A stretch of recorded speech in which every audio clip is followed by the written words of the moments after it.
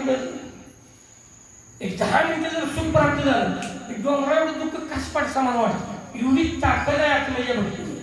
आत्मचिंतनात एवढी शक्ती, परम शांती, परम आनंद आणि परमात्म्याचं चिंतन अखंड आपल्या कानात ऐकू येणं, हीच परम सुख आणि शांती आणि आनंद.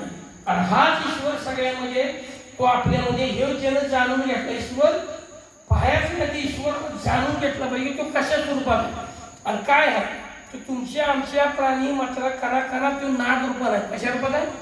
ईश्वर निर्गुण निराकार आहे. ओळख म्हणून गगनगिरी महाराज नाव धारण करून तो परमेश्वर अवतार, एक ओळख म्हणून मूर्ती आहे. पण ते नाद रूपात ब्रह्मरूप जे चित्र आहे ना, मागं प्रणव चित्र असतं ना, प्रणवचं आलं लक्षात.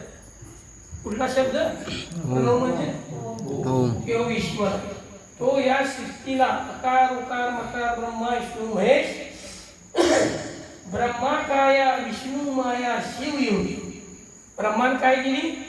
काया ही शरीर, आणि विष्णूने काय केली? त्याच्यावर माया.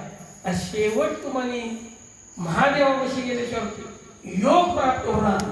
म्हणून हा सर्व दुःखाचा हरणारा काय. बघा, ब्रह्माचा कुठला अवतार झाला नाही, त्याचे चुकीचे कर्म झाले, त्याला शाप झाला.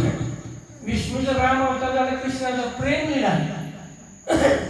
प्रेमाने एकत्र राधा श्याम कृष्ण ही जी कृष्णाने काढते, भगवान कृष्णाने आत्म्यावर प्रेम केलं. आणि कलियुगात तुला माणसं सुधारावून देवाने दिलं, पण आता माणसं शरीरावर प्रेम करते आत्म्या. म्हणून भक्ती आहे आपली, भक्ती आपली आहे पण शरीर नाही. प्रेम आहे आपलं पण आत्म्यावर नाही. श्रद्धा आहे पण ऐन वेळी ढासायचं. आणि सेवा करतो पण अहंकार नाही. अशा सगळ्या गोष्टी मानवामध्ये बांधल्या. तर हे असणारच, पण ह्याच्यावर एकच मात आहे, चिंतन. चिंतन मंथन ध्यान. चिंतन मंथन ध्यान. स्वतःमध्ये चिंतन करा, काय चुकते काय बरोबर, कुठं पाहायचं, कुठं लक्ष द्यावं, हे सगळं आतच आहे, बाहेर काही नाही. म्हणून गगनगिरी महाराज सहज पाण्यात जायचं.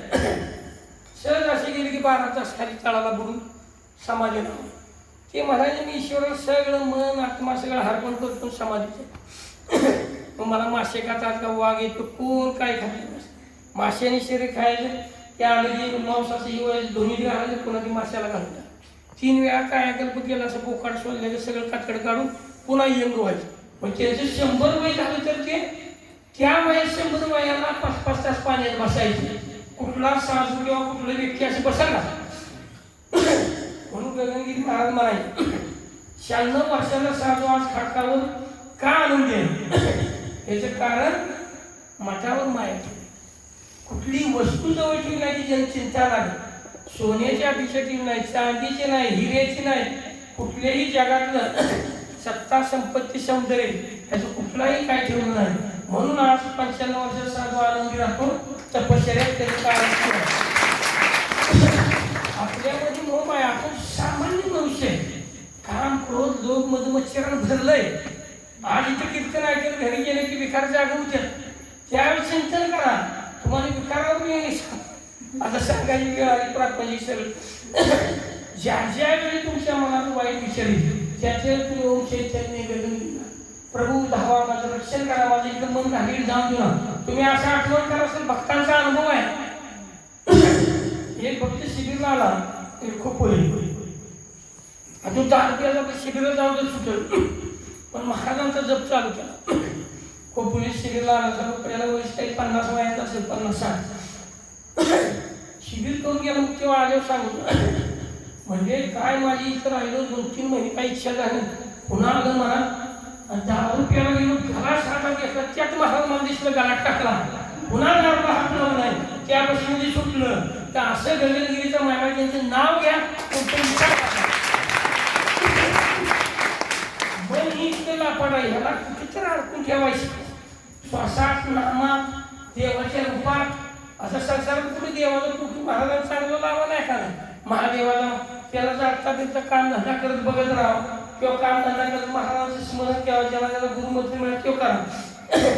नाम जप, नाम जपण्यानं काम दूर होणं, नाम जपण्याने विकार लांब होणं, नाम छुटे यम भेटे. काय म्हटलं यम म्हणजे टेन्शन आहे, तासाला मरतंय ना, एकदा मेलेलं चांगलं, म्हणून नाम घ्या म्हणजे यम नाम. ही माया एक नाही बाजूला सरते, नामस्मरण करत तशी हळूहळू बाजूला सरते. त्यावेळी तुमची मायाचा कमी होईल. त्यावेळी तुम्ही समजायचे तास 2 तास बसला, माया मनात असले बसून तिथे ठाण ठाण ठाण पाय दुखायला, मन बाहेर वाटायला की दुखणार. मनाला शांत ठेवलं, मन अंतर्मुखी केलं की दुखायचं बंद.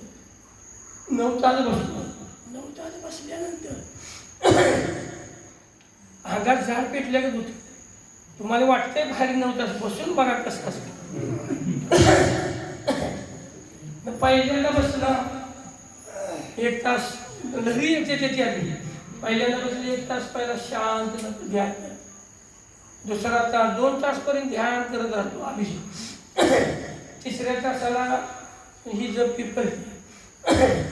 3 तास ओलांडलं की पुन्हा हितं गरम होईल किंवा हितं काय तर होईल किंवा गळ्यात खरखरी किंवा पायाला कडी. 4था तास ओलांडला की मग आनंद सुरू होईल. अजून 3 तास राहिलेला असतील. आता 8-9 तास बसायला म्हणते. 4 तासापर्यंत देव परीक्षा होती. तिकडं वळून धरत तिकडं दुखत, पण एकच त्या भुसाकडे दांड्यावर आहे, वर खाली श्वासाकडे बघत राहील. तिकडं दुखू फिकू काय होत, बाकी कुठे दुखत नाही. गळ्यात खरखरी, डोक्यात होईल. आता पाणीच नाही पिलं छाताडात काय होणार, कोरड पडणार ना. कोरड पडणार, पाणी पिलं तर लगेच उठावं लागेल. पाठ्याचंच मी पाणी पितो 2 घोट आणि आता पित राहतो रात्री झोपेपर्यंत. तेवढंच पाणी, सकाळ 2-3 घोट पियचं, पुन्हा नाही. पुन्हा याचं मग हे पोर म्हणजे तीर्थ घ्या. तीर्थ फार शेवटीच्या तासाला घ्यायचं 1 घोट. शेवटचं 3 तास बाहेर जाते, पहिलं 2 तास बाहेर जाते आणि मधलं 2 तास डेंजर जाते. ही देवाची दररोजची परीक्षा. पहिल्या दिवशी वेगळंच होणार. आता आजच्या काल वेगळं झालं, परवा डोकं धरलं हिचं गत झालं. आता आज हिचं दुखलं, हल्लो नाही असं बदल नाही. ही देव परीक्षा बघ. देवालाच म्हणायचं सहन करण्याची शक्ती दे. मी म्हणत नाही तुला ही दुखायचं बंद, तू सहन करण्याची शक्ती दिली तर मी आज दिवसभर बस. तुझ्या चरणी अर्पण केलं त्याच्यावर प्रश्न नाही.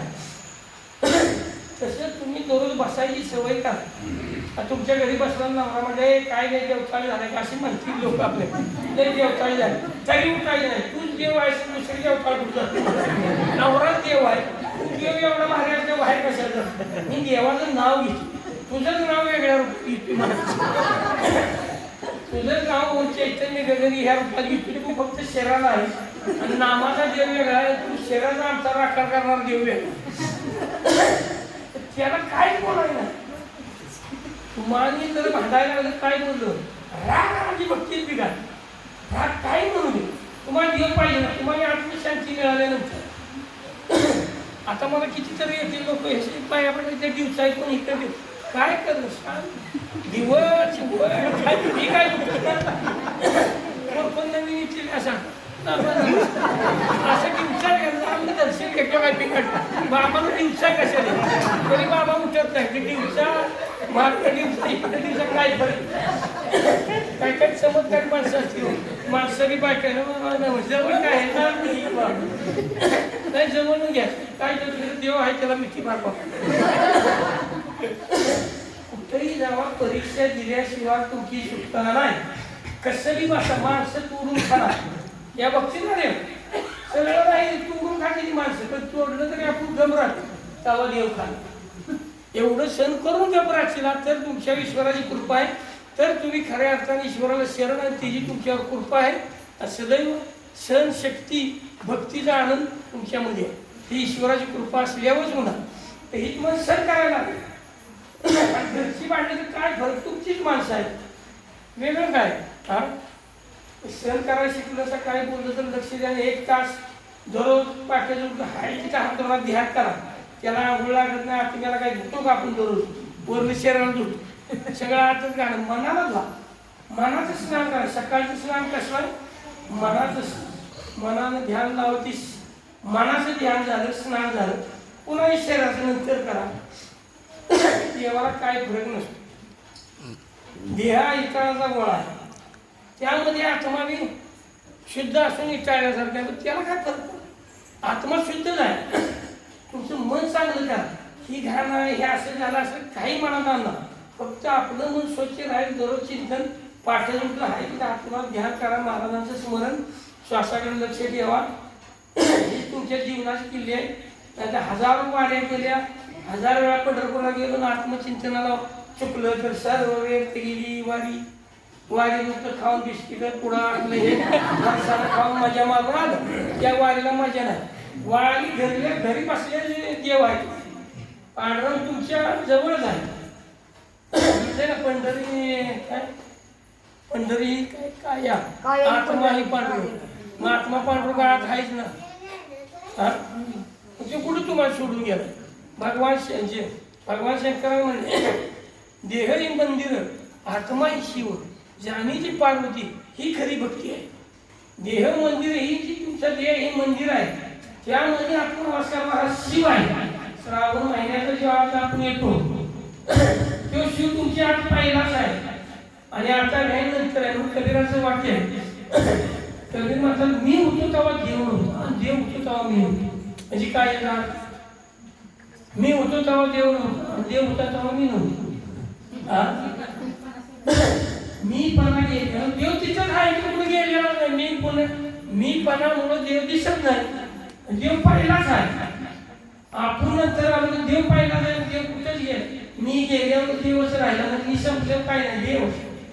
तसं तुम्हाला करायचं असं चिंतन करा. भक्ती प्रेम निष्ठा म्हणून संकट येणार नाही.